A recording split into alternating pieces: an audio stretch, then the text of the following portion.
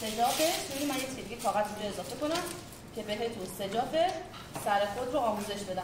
سجاف سر خود گرد میخوام ببرم. بچه چسب بدین لطفا.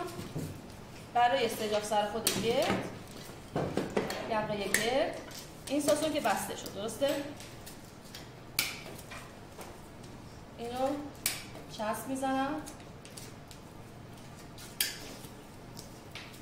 خب حالا از روی خط دکمه خور همیشه تا میزنید. از روی انتهای خط دکمه خور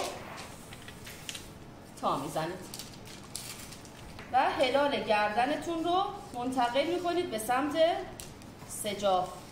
همچنین سرشانه رو به اندازه 3 سانت منتقلش میکنید به سمت سجاف. این سجاف من هست، درسته؟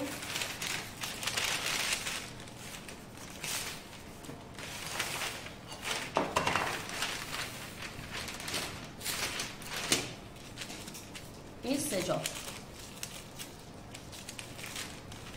من بعد اینو منتقلش کنم به این قسمت. وقتی که منتقل شد به اندازه 3 سانتی متر، 3 تا 4 سانتی متر سر تا سر بعد برای سجافش جا بذارم. این میشه سجاف یقه گرد. یقه من گرد بود، به صورت سر خود واسهش سجاف برش زدم. اگه همین سجاف از انتهای خط دکمه خور جدا بشه از اینجا و این جداگانه برش بخوره بهش میگن سجاف جدا. اما الان که سر خود پارچه میخوایم برش بزنیم، البته شاید برای سایزهای بزرگ تا کنترل کنی که میگیره یا نه. اگه حافظه تموم شد بچه قسمت هلال گردن رو برش دادم، قسمت سرشانه سجاف و سرشانه الگو رو هم با هم دارم برش میدم و حالا الگوی جلو و پشت رو دیگه برش میدم. این شد الگوی قسمت جلو.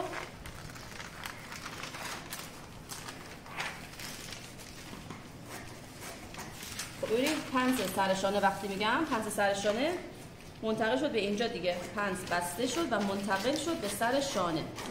این دوتا تیکه رو از هم جدا میکنم. هیچ تیزی این سمت الگو و این سمت الگو تو نوک سینه نباید داشته باشم، تیزیشو خارج میکنم. این شد پنل شماره 2. اینم پنل شماره 1 با سجاف سر خود. خطوط راستا توی امتحانتون نمره داره. خطوط راستا رو بعد روی کاغذ بکشید. به چه شکل؟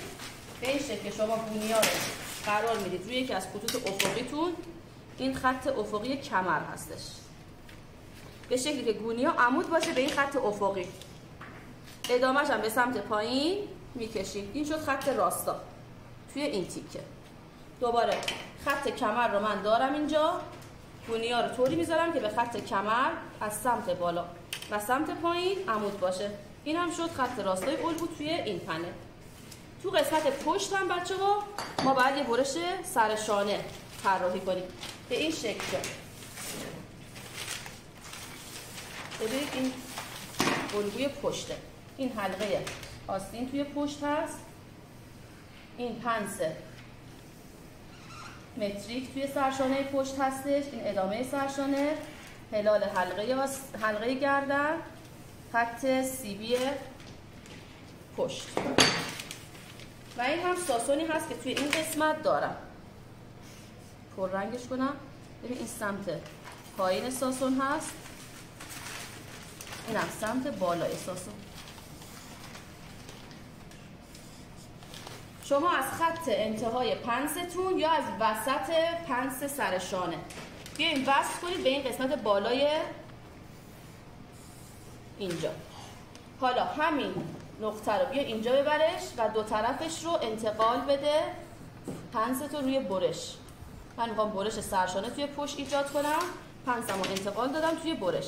اینجا خط کمره، یه 2 سانت میخوام اینجا بگیرم تو باسن برسه به 1 سانت و اینم تو خط کارور تقریبا برسه به 0 و گودی کمر پشت رو از اینجا خارجش کنم. تو قسمت گردنم یه نیم سانت اینجا لقی میگیرم. اینم که خط باسن بودش. پس برشای پشت این هم باید دوباره میام چسبش بزن.